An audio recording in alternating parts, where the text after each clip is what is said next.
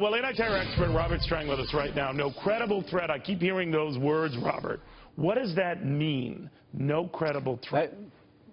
Well, Neil, that means there's no specific information. Homeland Security, the FBI, has been monitoring, obviously, very closely around the world for any kind of specific threat, and there hasn't been.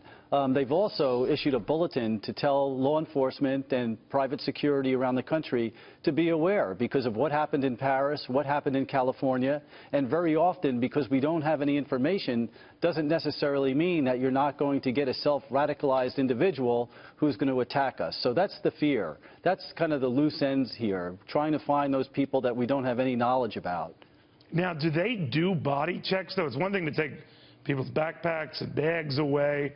But what do they do, especially if it's going to be a little cooler than it has been? You know, certainly compared to last week when it was in the upper 60s and 70s. People are going to be dressing warmly. So how do you police that? Well, Neil, you break it down. I think right now there's going to be 14 entry points into Times Square, and in each one of those entry points, they'll have police officers with magnetometers, with dogs. They're going to have all types of devices to actually identify any kind of chemical, biological, radiological devices that may be stored in a backpack or heavy into a lining of a coat. They're going to search individuals going in. Those million people that are going into Times Square are going to be searched. And remember, there's over 1 billion people around the world that are actually watching this on television.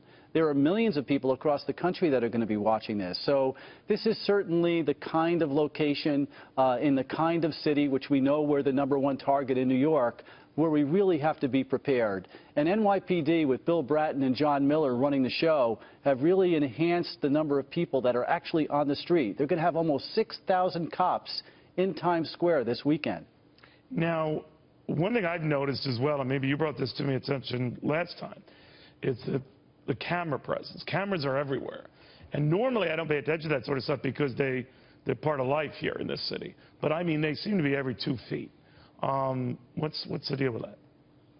Well, cameras have been really one of the most aggressive tools for not only prevention, but in identifying individuals who have caused harm, tried to cause harm, been involved in some type of event.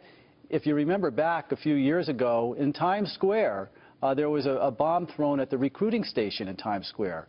And the reason that they were able to identify who threw that bomb and solve that case was looking at CCTV, these cameras. They found the individual on the bike. They went store by store, bank by bank, took all of the private CCTV, the video camera, along with what was available publicly, and they were able to identify who that was.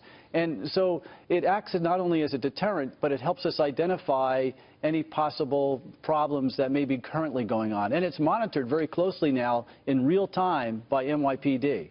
Yeah, well, to your point, they are everywhere. Thank you, Robert. Hope you have a safe New Year as well. Thanks, Neil.